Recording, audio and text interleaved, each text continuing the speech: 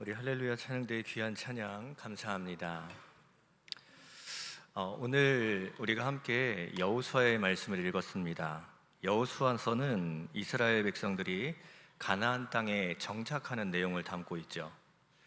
이스라엘 백성들이 가나안 땅 애굽에서 출애굽해서 이제 광야 생활을 거쳐서 가나안 땅에 들어가게 됩니다. 그 사이에 하나님께서는 모세라는 지도자를 여호수아로 바꾸시고 그를 통하여서 정복 전쟁을 하게 하시죠.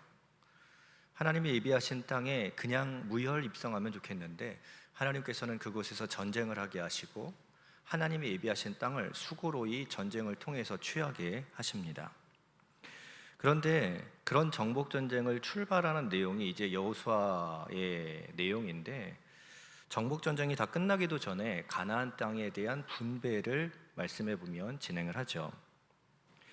이스라엘에는 12지파가 있습니다. 그 중에 르우벤 지파, 갓 지파, 므낫세 지파 중에 두 지파 반은 가나안 땅에 들어가기 전 요단 동편에서 이미 땅을 분배받죠. 그리고 나머지 9지파 반은 가나안 땅에서 이제 새롭게 땅을 분배받는 겁니다. 그런데 그 중에 헤브론 땅이 문제입니다. 헤브론 땅이 참 어려운 땅입니다. 왜냐하면 그 지역, 그 땅에는 아낙 자손들이 살고 있기 때문입니다. 이 아낙 자손은 기골이 장대하고 힘이 센 전투적인 민족입니다. 성경학자들은 다윗 시대의 골리앗이 이 아낙 자손들 중에 남겨진 자손 중에 한 명일 것이다 라고 추측을 합니다.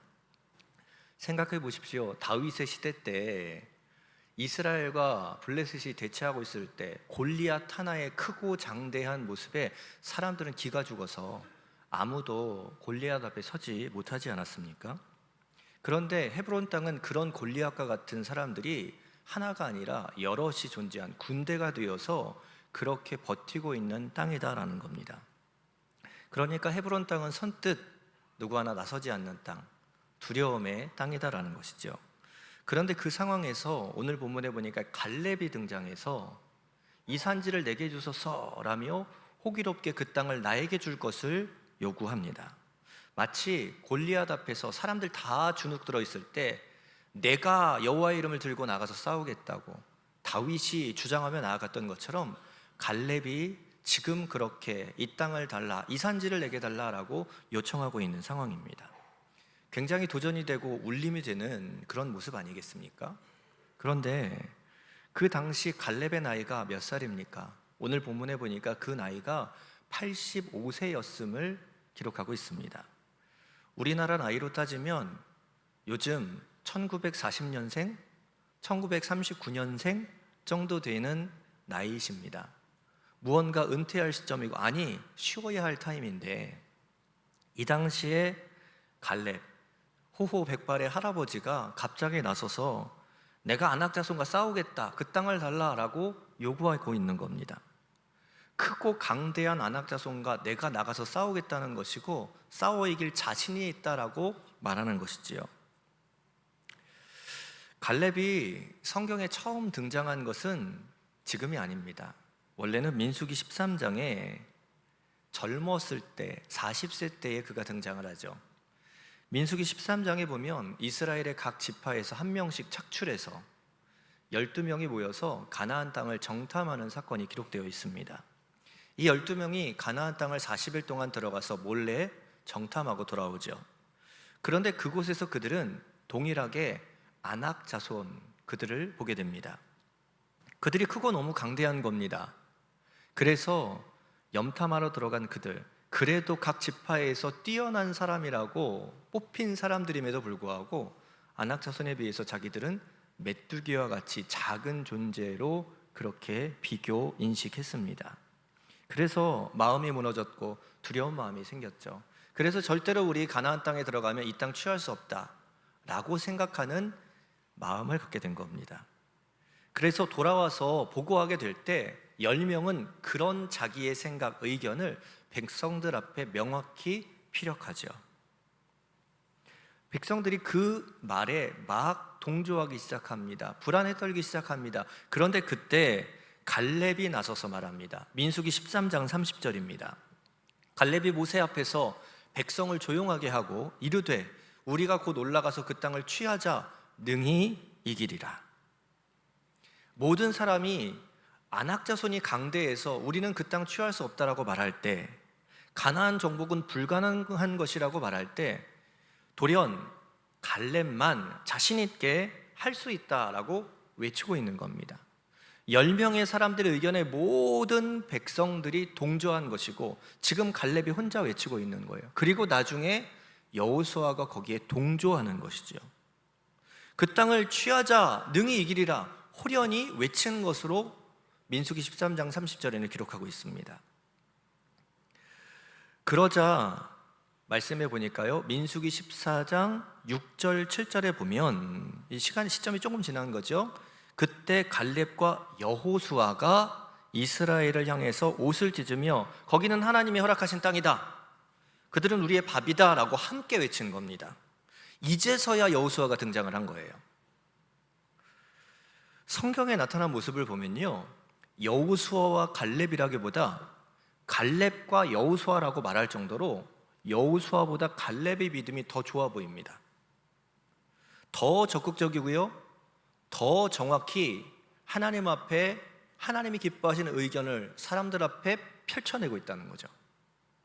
하나님은 그런 갈렙의 모습을 인정하셨고 기뻐하셨고 칭찬하셨습니다. 그래서 민수기 14장 24절을 보면요, 이렇게 기록해요.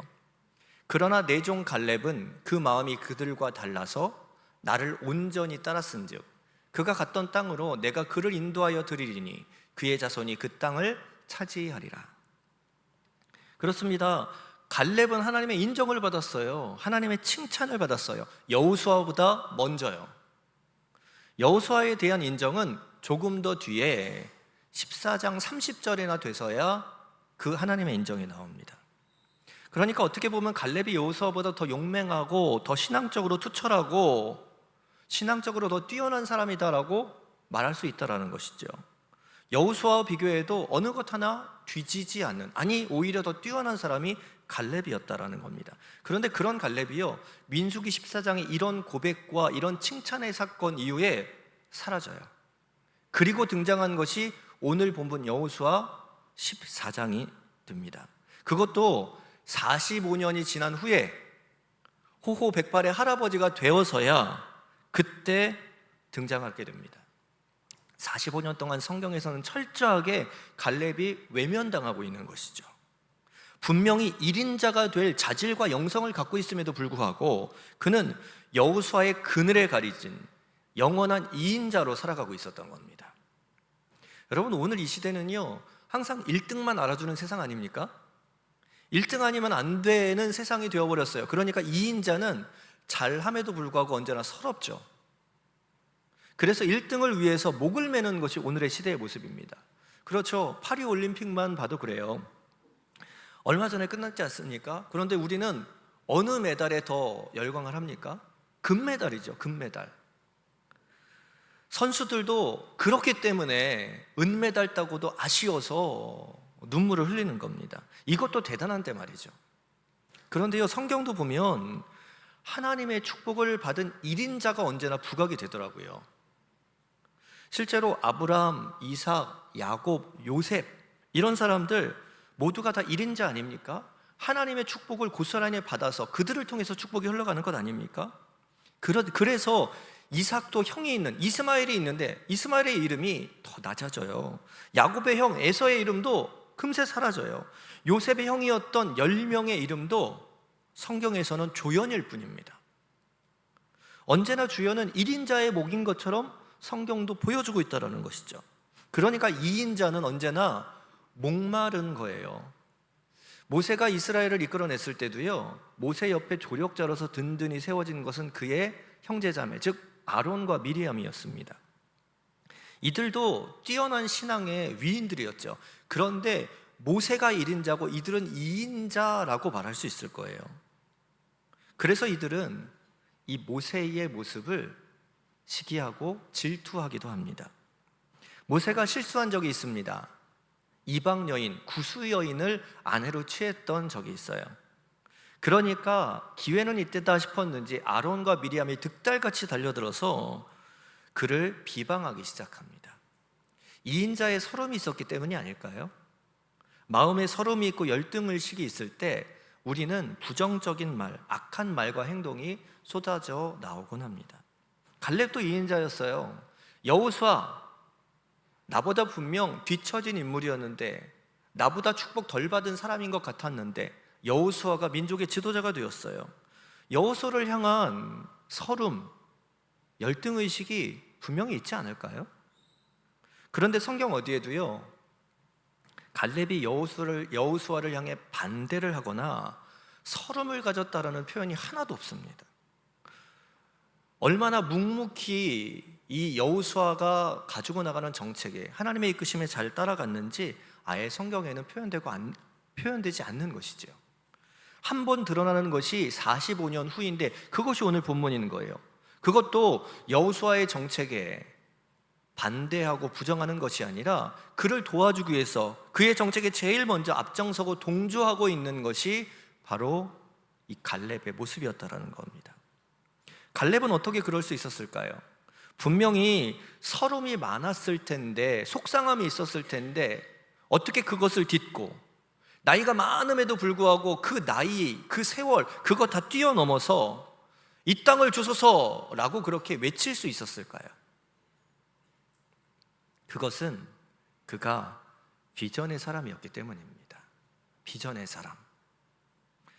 갈렙의 비전은요, 가나안에 들어가서 하나님이 주신 땅을 정복하여 취하는 겁니다. 그게 헤브론이었던 거죠.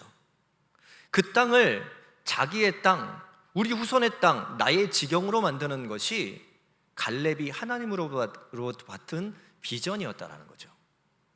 민수기 14장 24절을 다시 한번 보십시오.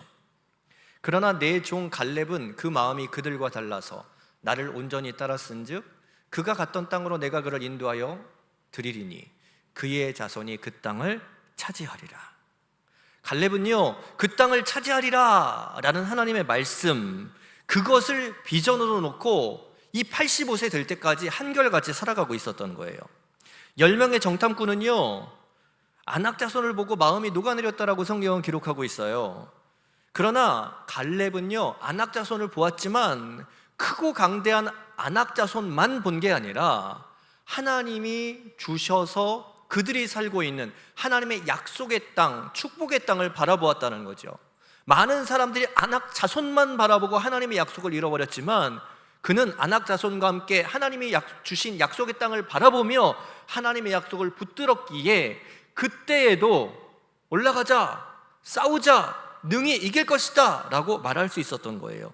동시에 되었을 때에도, 85세 되었을 때에도 지금 이 갈렙은 분명하게 하나님이 주신 약속을 놓치지 않고 있었기 때문에 어떠한 환경, 안악사손과 같은 내 마음을 빼앗길 수 있는 그런 환경, 서름, 나이, 이 모든 것들이 있었지만 하나님이 주신 약속을 잊어버리지 않고 있었기 때문에, 그 비전이 있었기 때문에 오늘도 누구보다도 앞서서 이 땅, 이 산지를 내게 주소서라며 이 비전을 가지고 필요한 때에 하나님을 향해 나아갈 수 있었다라는 겁니다.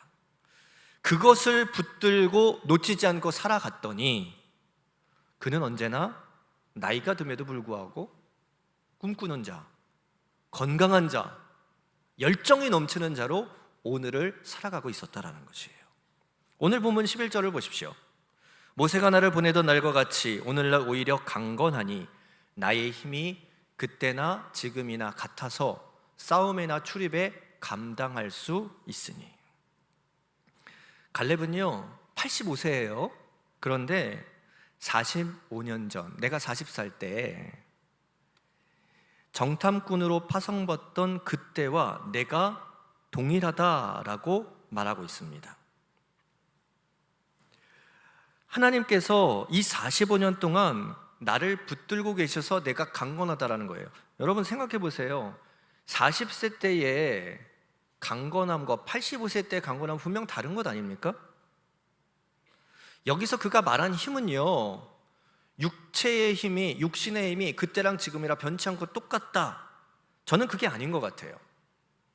그가 말한 힘은요, 내가 갖고 있는 육체의 힘이 아니라 내가 스스로 움직여서 만들어서 그렇게 싸울 수 있는 그 힘이 아니고요, 주님의 약속과 능력을 붙듦으로 주님께서 주신 힘, 이 모든 것을 포함한 힘을 표현하는 것이라고 생각합니다. 즉 언약을 품고 비전을 가지고 살아가다 보니까 주님께서 지혜를 주시고 통찰력을 주시고 그릇이 크게 하셔서, 이전에는 혼자 갔다 와서 혼자 주장하고 혼자 싸우자고 했는데 이제는 사람을 움직이고 또 전략을 세우고 그렇게 사람들과 함께 살아갈 수 있는 육체의 힘을 뛰어넘는 수많은 통찰력과 수많은 지혜의 힘들, 사람과 함께 달려갈 수 있는 그 연합의 힘이 그의 안에 있었던 겁니다. 여호수아 15장 16절로 17절을 보십시오. 성경은 이렇게 기록하죠.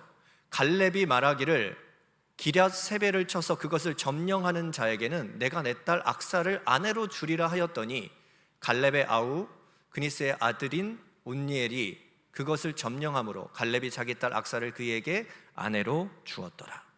여러분 보십시오. 강건함이 있다라고, 힘이 이전과 같다라고 말하지만 그 힘이 청년만 하지 못한 것, 그건 당연한 것 아닙니까?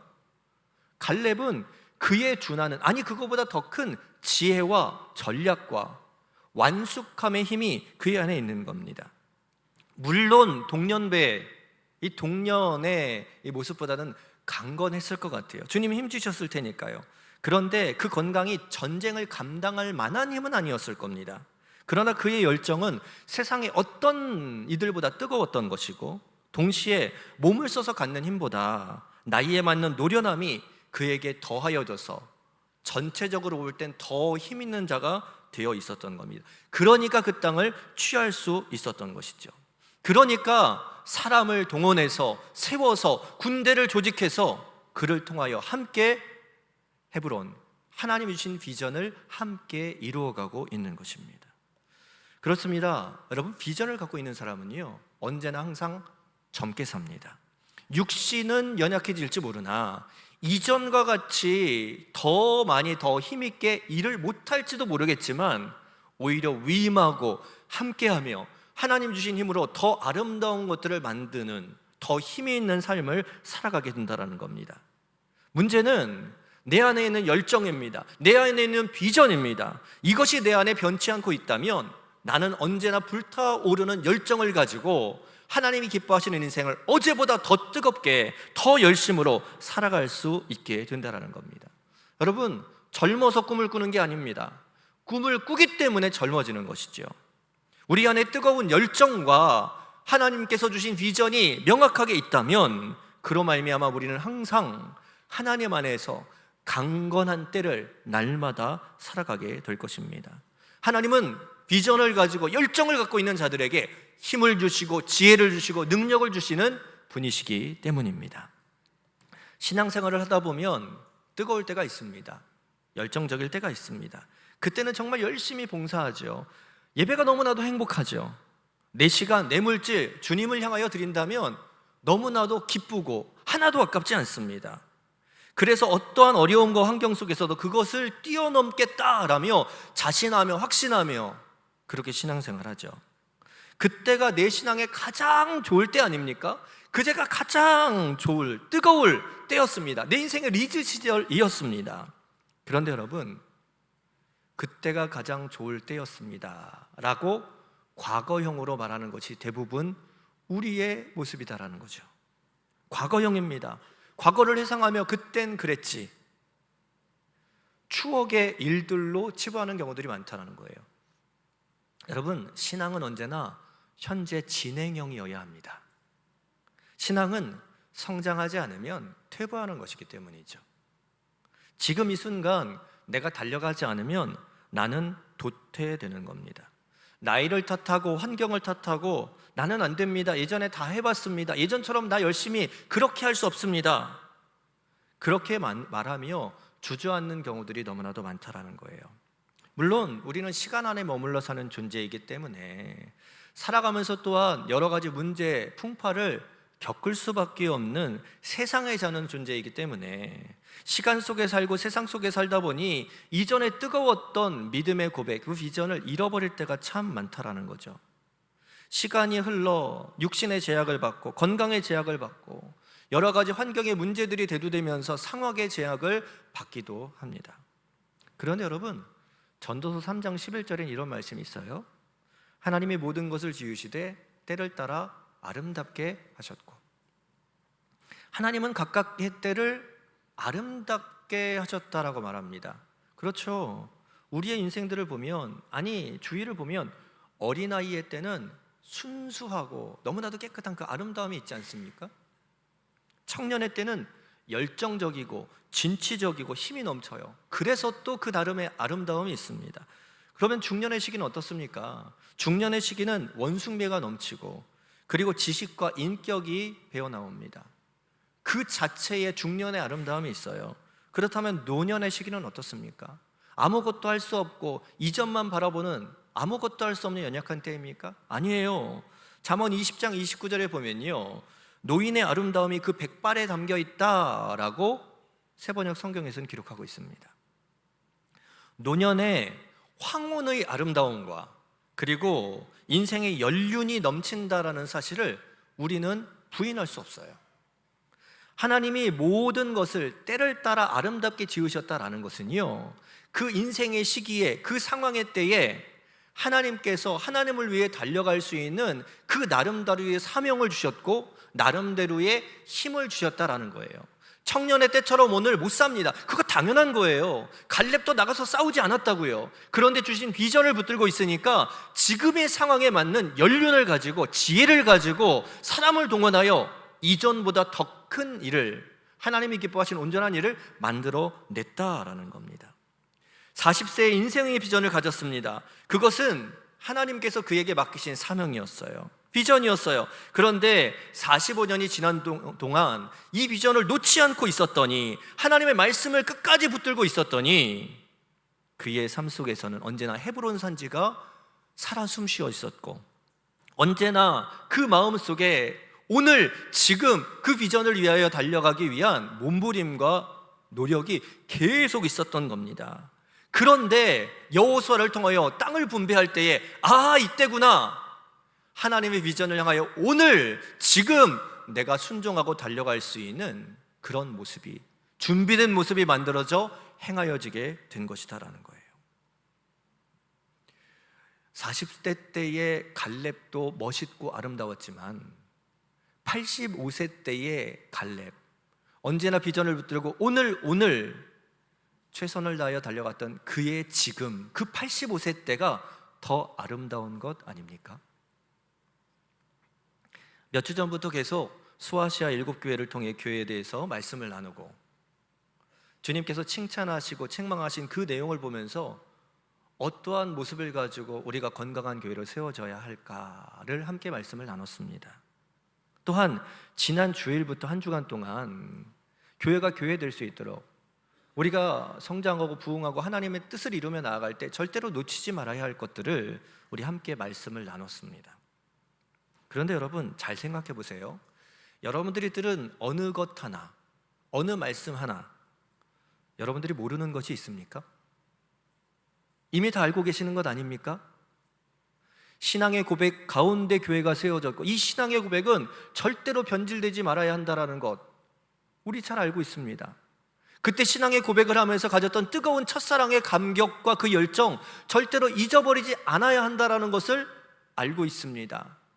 신앙을 살아가면서 내 생각, 내 판단보다 하나님의 말씀, 그것이 중심이 되고 그것을 따라 살 때 그 말씀에 우리의 신앙이 만들어져야 한다는 거 우리 다 알고 있습니다. 세상을 살아가되 담을 넘는 존재로 살아가야 하고 언제나 세상 가운데 하나님의 백성으로 거룩하게 살려고 애써야 한다는 거 우리 알고 있습니다. 신앙생활을 하면서 내가 변화되어야 하고, 그래서 성품의 열매를 맺어야 되고 하나님께서 기뻐하시는 영혼 구원의 열매 맺어야 한다는 것을 알고 있습니다. 오늘도 그러면서 오늘도 그렇게 하나님의 인도하심을 믿고 살아가야 한다는 것, 전적으로 하나님을 신뢰하며 하나님 중심으로 신앙생활을 한다는 것을 알고 있는데, 우리가 모두 동의하는데 문제는 그것이 동의함으로 생각으로 끝나버린다는 데 있는 것 아닙니까? 주님께서 우리에게 자꾸만 깨닫게 하시고 자꾸만 우리 가운데 리마인드 하시는 것은 아는 것으로 그치지 말고 행동하라는 것입니다. 동의하는 것에 아멘의 말로 끝나지 않고 아멘의 삶을 살아가라는 겁니다. 내 힘과 내 지식으로 살아가지 말고 하나님 주신 마음을 가지고 주신 비전을 가지고 오늘도 그것을 실천하며 날마다 오늘 주신 메시지를 붙들고 살아가라 하시는 겁니다.